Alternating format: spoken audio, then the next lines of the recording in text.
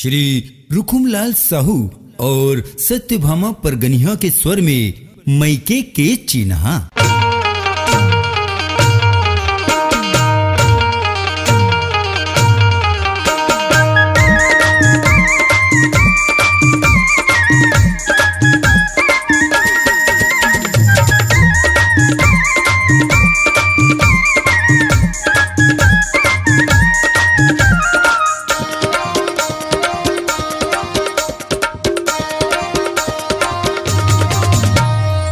कन्या लचक जही झनरेंगे इतरा के,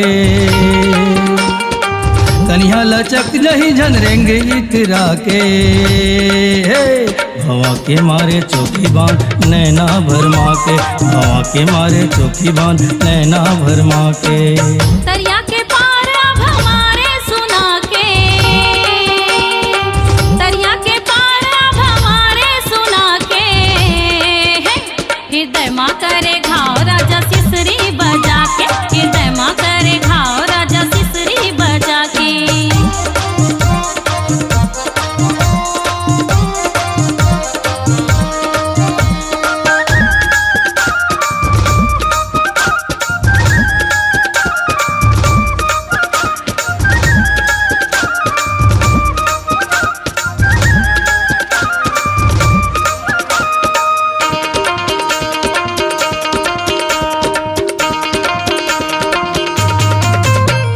गाँव गुहार हो गए रूप रंग तोर नाम के। पैरी बड़ बाजे भैरी रुनुक झुनुक पाँव के, पैरी बड़ बाजे भैरी रुनुक झुनुक पाँव के। दगझन देवे दगझन देवे मोला तैयार जाके। हवा के मारे चौकी बांध नैना भरमा के, हवा के मारे चौकी बांध नैना भरमा के।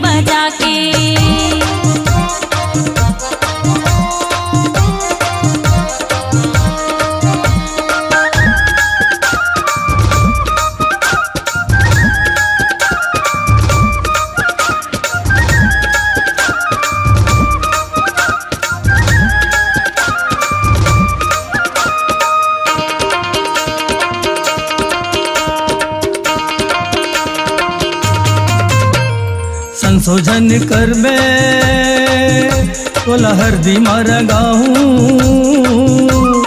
हृदय के अंगना माँ पुत्री कस जाऊं, हृदय के अंगना माँ पुत्री कस जाऊं। जिंदगी कटल जाही, जिंदगी कटल जाही तोर माया लपा के। हवा के मारे चौकी बांध नैना भरमा के, हवा के मारे चौकी बांध नैना भरमा के।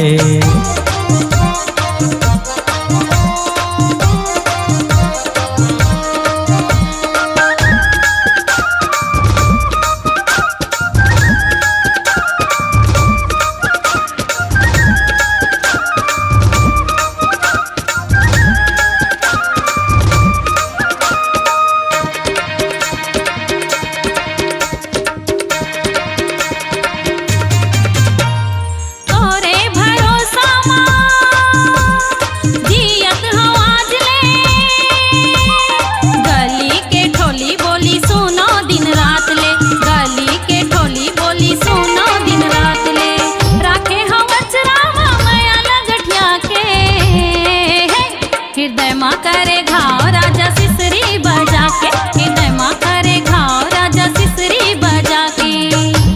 लचक जही झनरेंगे इतरा के,